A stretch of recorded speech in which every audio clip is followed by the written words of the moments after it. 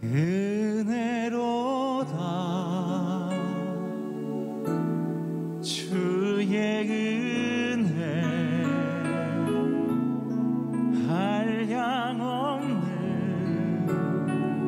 한량없는 주의 은혜 은혜로다 주의 은혜 변함없는 신실하신 주의 은혜 은혜로다 은혜로다 주의 은혜 한량없는 주의 은혜 은혜로다 주의 은혜 변함없는 신실하신 주의 은혜 우리에게 은혜를 부어주실 하나님을 기대하며 우리 힘찬 목소리로 주님께 찬양하기를 원합니다. 시작됐네 시작됐네 우리 주님의 능력이 나의 삶을 다스리고 새롭게 하네 자유하네 자유하네 죄와 사망으로부터 나의 삶은 변하구나 충만하네 다시 한번 시작됐네 시작됐네 우리 주님의 능력이 나의 삶을 다스리고 새롭게 하네 자유하네 자유하네 죄와 사망으로부터 나의 삶은 변하구나 충만하네 은혜로다 은혜로다 은혜로다 주의 은혜 한량없는 주의 은혜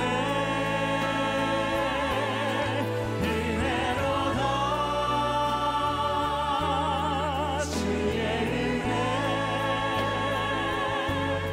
변함없는 신실하신 이 시간에 우리 안에 은혜가 가득하기를 소망하며 다시 한번 찬양하겠습니다. 시작됐네 우리 주님의 능력이 나의 삶을 다스리고 새롭게 하네 주님이 우리를 자유하게 하십니다. 자유하네 죄와 사망으로부터 나의 삶은 변하구나 충만하네 주님의 은혜입니다. 은혜로다 은혜로다 주의 은혜 한량없는 주의 은혜 은혜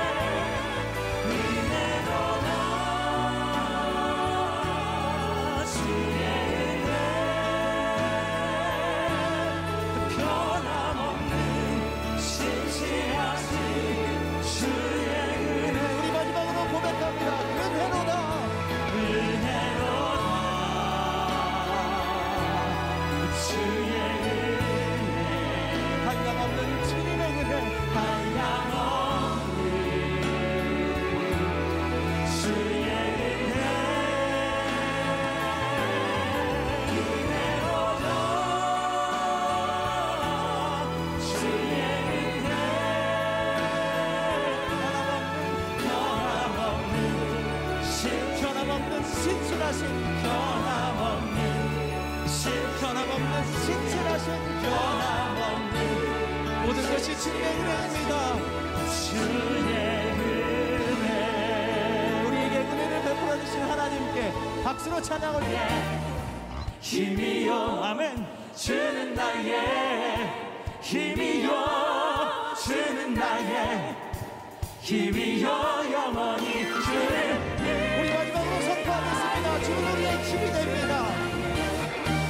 힘이요, 주는 나의 힘이요, 주는 나의 힘이요, 영원히 주를 의지하. 영원히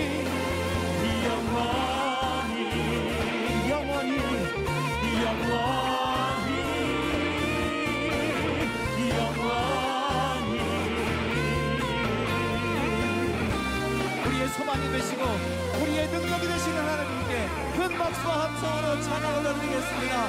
할렐루야, 할렐루야. 한 번 죽는 것은 사람에게 정해진 것이다.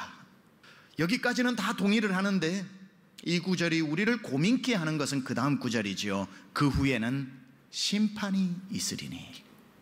한 번 죽는 거야. 이 중에 인정하지 않을 사람이 누가 있겠습니까마는 죽음이 두려운 게 아니라 그 뒤에 있는 구절, 한 번 죽는 것은 다 사람에게 정해진 이치지만 우리를 심히 고민하게 만드는 것은 그 후에 기다리고 있는 심판이 있다. 한 번 죽는 것은 모든 사람이 가는 종착역이지만 그 뒤에 심판이 있다고 하는데 도대체 어떤 종류의 심판이 우리를 기다리고 있을까요? 계시록 21장 7절에서 8절은 두 종착역을 이야기해 줍니다. 이기는 자는 이것들을 상속으로 받으리라. 나는 그의 하나님이 되고 그는 내 아들이 되리라. 이기는 자는 하나님 나라에 들어가 하나님을 아버지로 모시고 우리는 하나님의 자녀로 살 수 있는 하나의 길이 있고, 그러나 두려워하는 자들과 믿지 아니하는 자들과 흉악한 자들과 살인하는 자들과 음행하는 자들과 점술가들과 우상 숭배자들과 거짓말하는 모든 자들, 이걸 통틀어 표현하는 게 믿지 않는 자들입니다. 믿지 않으니까 우상 숭배하고, 믿지 않으니까 음흉한 일을 하고, 믿지 않으니까 살인을 하고 음행을 하고, 그렇죠. 믿지 않는 자는 불과 유황으로 타는 못에 던져지리니 이것이 둘째 사망이다. 그러니 한 번 죽는 것은 사람에게 정해진 것이지만 그 후에 심판이 있는데, 심판에서는 형량을 매기게 되는데, 한 사람은 그 재판에서 승리해서 이기는 자가 되고, 그로 말미암아 그는 영원히 천국에 가서 하나님을 아버지라고 부르고 하나님의 자녀의 권세를 누리면서 그 천국에서 살게 되는 하나의 길이 있고, 반면에 믿지 않는 자들은 그 심판에 사망의 선고를 또 한 번 받아서 영원한 불못 지옥으로 들어가게 되니 이것을 일컬어 둘째 사망이라고 이야기합니다. 심판대에서 승소하느냐 패소하느냐에 따라서 천국으로 가느냐 지옥으로 가느냐에 대해 그 갈림길이 이 세상에서 한 번 죽는 것보다 훨씬 더 중요한 과정이라는 사실. 그러고 보면 죽음이 문제가 아니라 죽음 뒤에가 훨씬 더 중요한 문제라는 것을 알게 됩니다.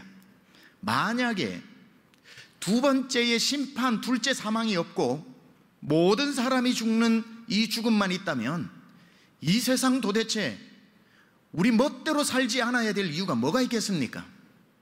내 마음대로 살아도 되는 거지요. 왜냐하면 죽으면 끝이라면 말이죠.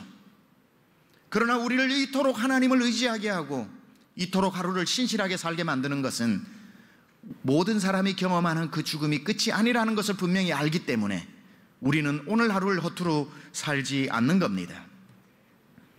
둘째 사망이 있고 심판에서 사망이 있고 생명의 길이 있다는 것을 아는 사람은 이 세상을 절대로 함부로 살지 않게 되는 것입니다. 오늘 전도자는 12절에서 14절에 본인이 이 인생을 살아와 보면서 많은 사람을 만나봤는데 소위 해 아래서 지혜롭다고 하는 사람도 만나보고 어리석기 짝이 없는 우매한 사람도 내가 다 만나보았는데, 지혜롭게 살아도 우매하게 살아도 그 사람들이 해 아래에서 결국에는 당하게 되는 몇 가지 공통점이 있더라 라고 하면서 이렇게 밝히고 있습니다. 내가 돌이켜 지혜와 망령됨과 어리석음을 보았나니 왕 뒤에 오는, 내 뒤에 오는 자는 무슨 일을 행할까? 이미 행한 지 오래전의 일일 뿐이라. 내가 보니 지혜가 우매보다 뛰어남이 빛이 어둠보다 뛰어난 같도다. 지혜자는 그의 눈이 그의 머릿속에 있고 우매자는 어둠 속에 다니지만 그들 모두가 당하는 일이 모두 같으리라는 것을 나도 깨달아 알았도다. 해 아래서 지혜자로 살아도 우매자로 살아도 결국에 그들이 만나는 한 곳, 당하는 일은 한 가지더라. 원어적으로 해석하면 그 모두가 한 가지 운명으로 떨어지더라 라고 이야기하니, 저는 지금부터 오늘 본문에 나오는 내용 중에 이 코엘렛, 지혜자, 전도자가 우매자와 지혜자가 결국에 똑같은 몇 가지를 자기가 찾아내었는데, 그것이 무엇인지를 잠시 살피고 결론 부분에 여러분에게 중요한 메시지를 나눌까 합니다. 우매자나 지혜자가 무엇이 똑같은가 봤더니만, 첫째, 지혜자나 우매자나 이전에 있었던 일을 반복하는 것이 똑같더라. 아무리 이 해 아래에서 지혜로운 사람처럼 살아도, 아니면 지혜가 없다고 멸시를 당하고 살아도 가만 보니 지혜자도 옛날에 했던 걸 반복하는 것뿐이고, 다 지혜자나 우매한 자나 했던 걸 하는 것 외에 새로운 것을 하는 진짜 지혜자는 없더라. 12절에 이렇게 나오죠. 내가 돌이켜 지혜와 망령됨과 어리석음을 보았나니 왕 뒤에 오는 자는 무슨 일을 행할까? 이미 행한 지 오래전에 일만 행하더라. 다른 말로 해 아래 새 것이 없더라 이 말이지요. 아무리 똑똑한 사람이 사람들을 불러 모아놓고 이것 보시오, 내가 이거 만들어냈다고, 나의 지혜를 다 동원해서 이걸 발견했다고 발명했다고 자랑해도 가만 역사를 되돌아보면 역사 속에서 누군가가 했던 것을 결국에는 반복하는 것뿐이더라. 아무리 해 아래 지혜를 가지고 새로운 것을 발견하려고 해도 해 아래 새로운 것은 없더라. 반복일 뿐이더라. 내가 아무리 모든 지혜를 동원해서 멋진 새로운 일을 발견해서 자랑하려고 해도 그것은 예전에 누군가가 모양은 조금 다르지만 이미 행한 일에 지나지 않으니 교만하지 말라는 거예요. 제가 여러 권의 책을 썼지만, 앞으로도 여러 권의 책을 써야겠지만, 제가 아무리 번뜩이는 책을 썼다고 해도 저는 잘 압니다. 다 예전에 누군가가 쓴 글들의 각주에 불과하다는 것. 해 아래 생겨나는 새로운 지혜는 없더라는 거지요. 제가 지금 막 교만하면서 내가 했지 하는 건 100년만 거슬러 올라가도 누군가가 이미 했던 것이고, 100년 전에 누군가가 자랑을 해봐야 또 200년 전에 누군가가 했던 것이고, 그렇게 거슬러 올라가다 보면 어디까지 가게 되냐면 하나님께까지 올라가게 되죠.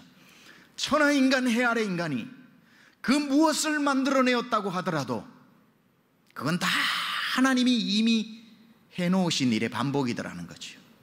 하나님이 이미 다 하신 일에 대해서 인간이 반복하는 것뿐이더라.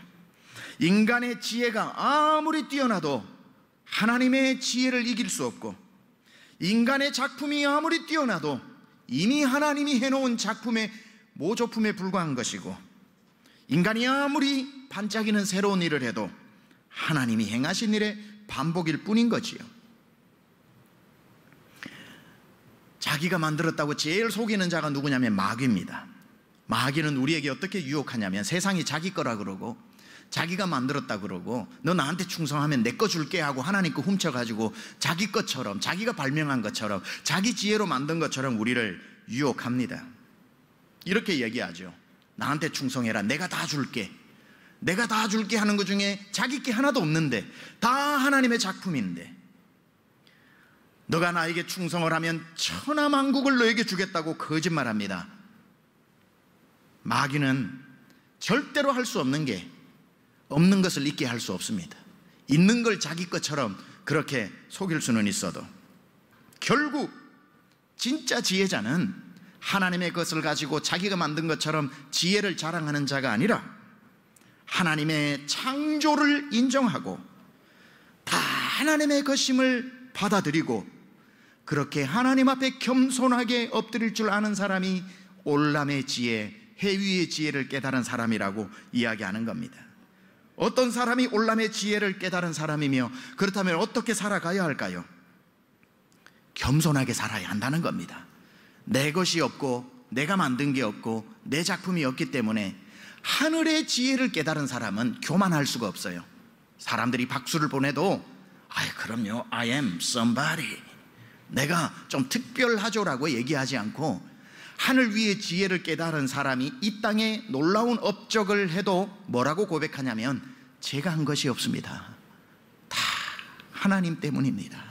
하나님이 주신 지혜로, 하나님 주신 건강으로, 하나님이 주신 것으로 내가 이것을 했으니 모든 영광 하나님 앞에 솔리데오 글로리아라고 하나님을 겸손하게 고백하면서 영광을 자기가 취하지 않고 하나님 앞에 돌려드리는 사람, 그래서 진짜 하늘의 지혜를 깨달은 사람은 겸손한 사람입니다. 천하의 입으로 하나님 하나님 해도 가만 지켜보면서 자기 이름 내려고 하는 사람은 하늘 위의 지혜를 아직 덜 깨달은 사람입니다. 하늘 위의 지혜를 깨달은 사람은 자기가 했다고 말하지 않습니다. 하나님이 하셨다고 이야기합니다. 아무도 못했던 일을 내가 했다고 하지 않습니다.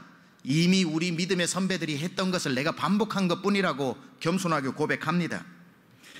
아무도 못하는 걸 내가 했지라고 얘기하지 않고 누구라도 할 수 있는 걸 그저 내가 한 것뿐이라고 겸손하게 이야기하는 거죠. 오늘 전도자가 해 아래 지혜를 보니 다 이전에 행한 것들 뿐이더라라고 이야기하는 것. 겸손한 사람이 해 위의 지혜를 깨닫고 해 아래서 살아가는 사람인 줄 믿습니다. 이 전도자가 깨달은 두 번째 지혜자나 우매자의 공통점이 뭐냐면 지혜자나 우매자나 역사 속에서 잊혀져 버리는 것은 같더라. 16절에 지혜자도 우매자와 함께 영원하도록 기억함을 얻지 못하나니 후일에는 모두 다 잊어버린 지 오래일 것임이라. 이 세상에서 인간이 하는 일 중에 영원히 기억될 게 없더라는 거예요. 아무리 지혜자가 지혜를 동원해서 천년 만년 갈 것 같은 것을 남겨둘지라도, 아무리 우매자가 자기의 작품을 만들어 놓을지라도 지혜자가 만든 작품이나 우매자가 만든 작품이 똑같은 것은 영원하지 않더라는 거예요. 잊혀져 버리고 사라져 버리더라는 겁니다. 그래서 해 위의 지혜를, 올람의 지혜를 깨닫지 못한 사람은 사람과 해 아래의 지혜로 살아가는 사람이 남기는 게 달라요. 그러니까 전도서의 제일 중요한 히브리어 하나가 이트론이라고 하는 단어인데, 유익, 남기다. 전도서는 계속 우리에게 묻는 질문이 무엇을 남길 것인가, 무엇이 이트론이냐라고 묻거든요. 근데 해 위의 지혜를 얻은 사람과 해 아래의 지혜를 얻은 사람이 남기는 게 다른데, 하나님을 모르는 사람은 자기의 재산을 박물관에 기증을 하고 세상을 떠나지만, 하나님을 아는 사람은 재산을 교회에 남기고 이 세상을 떠납니다. 영혼 구원을 위한 일이 결국에는 영원히 남는 유일한 것이라는 것을 알기 때문에 이 땅에서 영원할 줄 알고 기념하는 것이 아니라 하나님 나라의 영원한 것을 위해서 투자할 줄 아는 사람이 결국은 참된 올람의 지혜를 깨달은 사람이라는 거지요. 이 땅 위에서 아무리 저 푸른 초원 위에 그림 같은 집을 짓고 살아도 하늘 위에 집 한 채를 가지지 않은 사람은 영원하지 않은 집을 붙잡고 사는 어리석은 사람이라는 겁니다. 높은 곳에서 서울 시내가 한눈에 내려다 보이는 데서 살아도 그 사람이 하늘에 집 한 채가 없다면 불쌍한 사람 중에 불쌍한 사람이요, 가장 어리석은 사람 중에 어리석은 사람이라는 겁니다. 왜냐하면 그 고층 건물에서는 영원히 살 수 없기 때문에 하늘나라가 바로 우리의 영원한 처소가 되기 때문에 예수님이 친히 말씀하셨습니다. 마태복음 6장에 너희를 위하여 보물을 땅에 쌓아두지 말라. 거기는 좀과 동록이 해하며 도둑이 구멍을 뚫고 도둑질하느니라. 오직 너희를 위하여 보물을 어디에? 하늘에 쌓아두라. 거기는 좀이나 동록이 해하지 못하며 도둑이 구멍을 뚫지도 못하고 도둑질도 못하느니라. 여러분, 이 땅에 남겨놓은 영원할 것 같은 이 땅의 것에는 다 도둑이 오고 좀이 슬고 동록이 해하고 결국에는 세월 속에서 사라져버리고 맙니다. 아무리 많이 남겨두어도 그저 누구의 것이 며칠 더 몇 년도 오래 가느냐 적게 가느 짧게 가느냐의 차이뿐이지, 시간 지나면 안개처럼 증발해버리고 마는 것이 해 아래에 남겨놓은 우리의 유산이라는 겁니다. 나중에 몇 대만 내려가도 그 이름을 아는 사람이 없고 그 건물이 누구의 것인지 아는 사람도 없고 결국의 인생은 하늘에 쌓아둔 것만 남게 되는 거지요. 여러분의 이름이 이 세상에 어딘가에 어느 건물을 남기고 떠난다고 하더라도 그 이름은 누군가에 의해 지워지고 말 것입니다. 하지만 여러분의 이름이 이 땅 어딘가에 새겨지는 것이 아니라 하늘의 생명책에 기록되어져 있다면 여러분의 이름은 영원히 갈 것이고 그 이름을 지울 자는 주밖에 아무도 없을 것입니다. 아니, 주님조차도 그 이름을 절대로 지우지 않으실 것인데, 계시록 3장 5절에 이기는 자는 이와 같이 흰옷을 입을 것이요 내가 그 이름을 생명책에 결코 지우지 아니하고 그 이름을 내 아버지 앞과 그의 천사들 앞에서 시인하리라. 어느 사업에 크게 성공한 장로님이 갑자기 이렇게 심장이 두근두근거리고 해서 병원에 체크하러 갔다가 입원을 했습니다. 입원을 해가지고 검진을 받고 혈압도 체크하고 심장 박동도 하고 여러 가지 당뇨 검사도 하고 했는데, 그렇게 이제 며칠을 좀 안식 겸 이렇게 쉬고 누워 있는데 담임 목사님이 오셔서 또 장로님이 입원하셨으니까 와서 막 기도를 해줍니다. 그러던 차에 주임 교수 의사가 들어와서 이렇게 차트를 쭉 보더니만 옆에 있는 간호사에게 외칩니다. 지금 바로 장 의사 불러. 속삭이는 그 말을 이 장로님이 듣게 된 겁니다. 아, 내가 죽게 되었구나.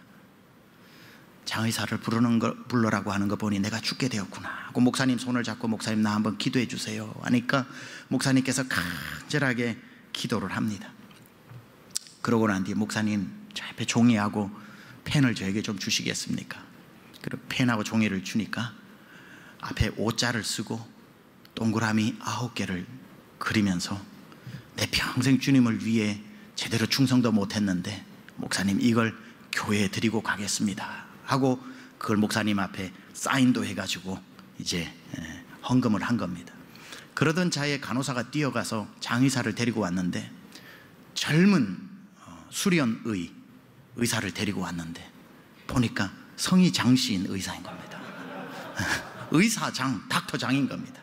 그래가지고 이 주임 의사가 닥터장! 지금 1년 동안 아직도 정신을 못 차리고 차트가 바뀌었잖아. 이 사람은 지금 맥박도 정상이고 혈압도 정상이고 당뇨도 없는데 당장 퇴원 수속해.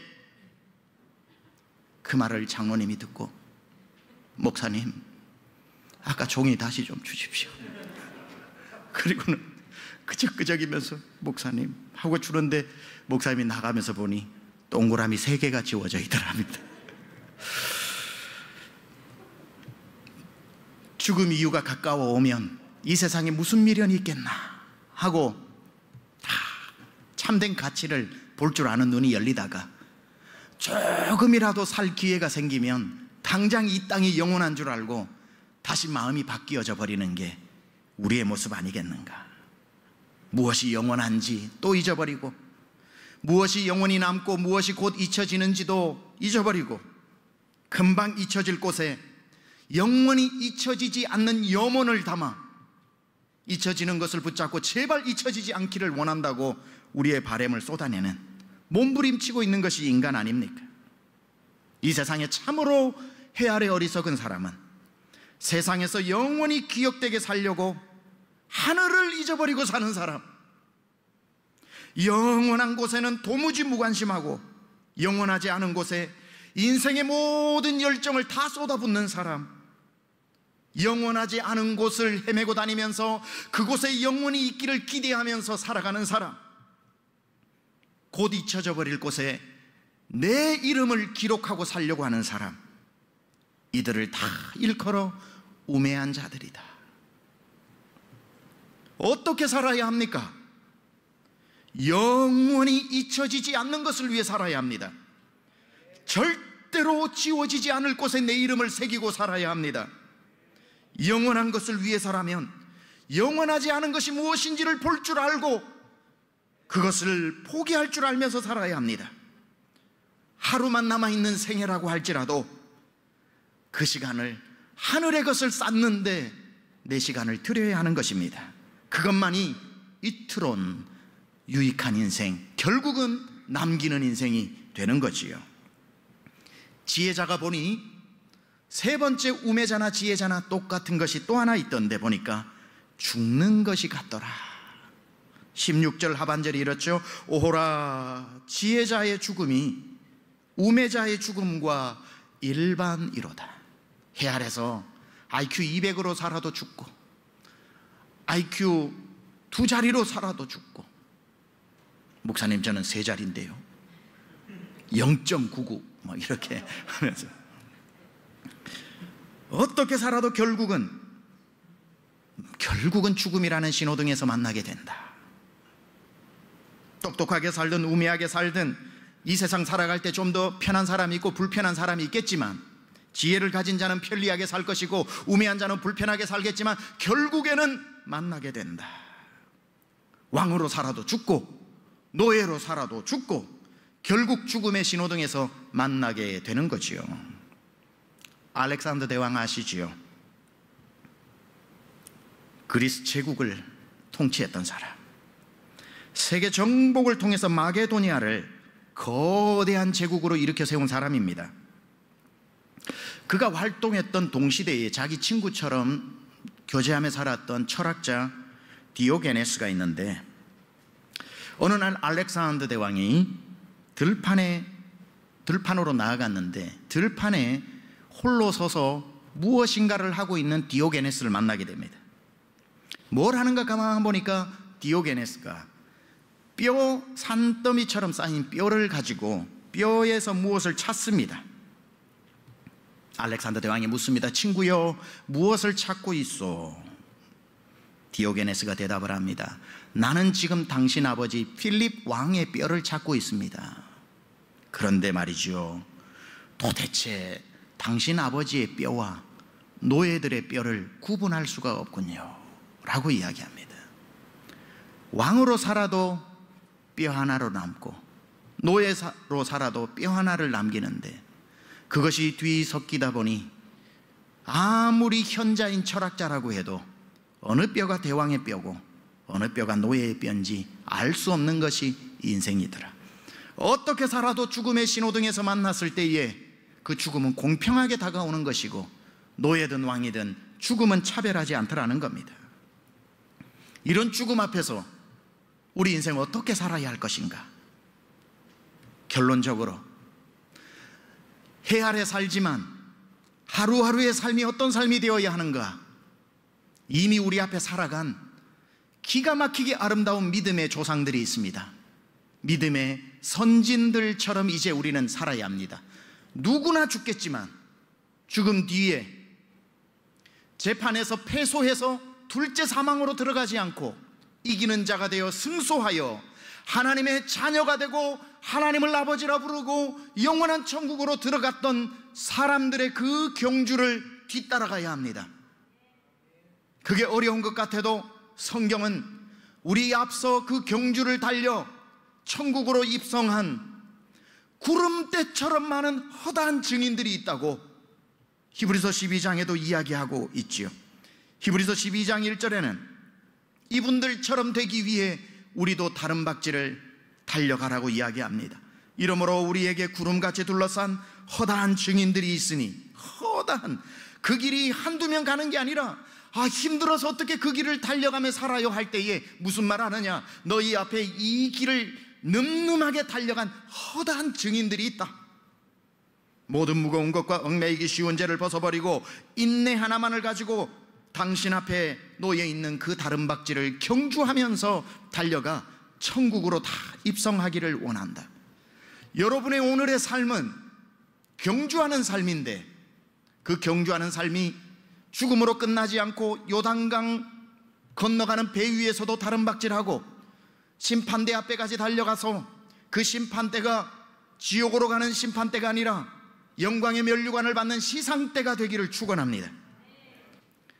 천국에서 다 우리가 만날 때까지 이 땅이 아닌 천국에 쌓고 쌓아 그 나라에서 영원토록 주님과 동행하며 살 수 있는 준비하며 살아가는 저도 되고 여러분 되기를 우리 주 예수 그리스도 이름으로 축원합니다.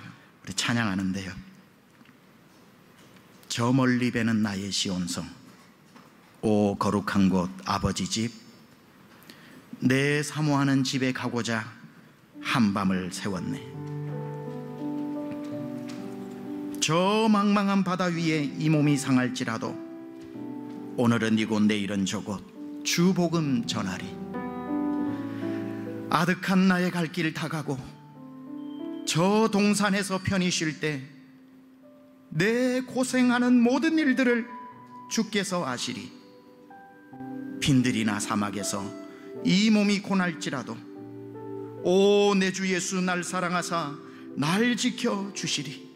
오늘도 순례의 길을 가는 여러분에게 우리 주님의 이 놀라운 동행하심이 함께하여 여러분 능력 있고 힘 있게 오늘도 힘차게 살기를 주님의 이름으로 축원하며 이 찬양 함께 고백하겠습니다.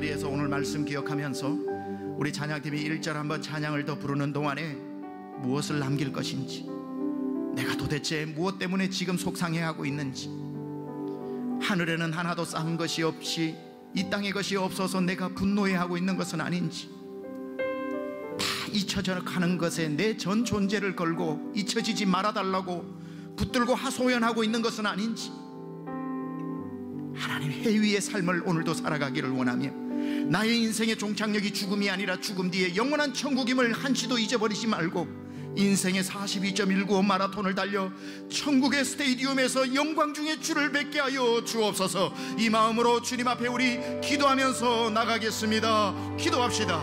하나님 아버지, 이 시간 주님 앞에 간절한 마음으로 기도합니다. 무엇을 남겨야 할지, 무엇을 포기할 줄 알아야 할지, 내 인생의 가치가 무엇인지, 하나님 아버지 나의 종착역은 어디인지, 이 땅에 하루를 살아도 순례자요 나그네요 천국을 향한 아버지 하나님 순전히 맨으로 살아가야 하는, 무엇 때문에 속상한지, 무엇이 없어 허탈한지 하나님 영원한 나라를 위해 살게 하여 주옵소서.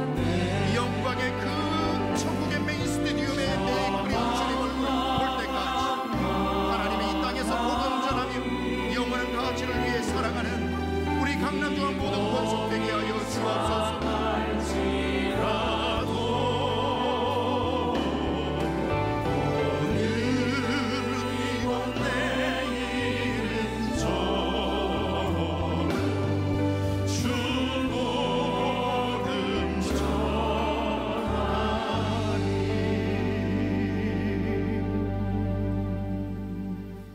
이제는 우리 주 예수 그리스도의 은혜와 하나님 아버지의 놀라우신 사랑하심과 성령님의 감화감동 내주교통 역사하심이 오늘도 주를 위해, 오늘도 그 나라를 위해, 오늘도 영원한 것을 위해 내 인생을 드리고 준비하며 살아가기로 결단하고 다짐한 사랑하는 강남중앙 모든 권속들과 그 기업과 그들의 자녀와 손으로 하는 모든 일과 하나님 또 이 나라 이 민족과 이 땅에 세워진 모든 교회들과 불철주야 지금도 복음 전하는 선교사님들, 그 자녀들, 그 사역 위에 지금부터 영원토록 함께 하옵시기를 간절히 축원하옵나이다. 아멘.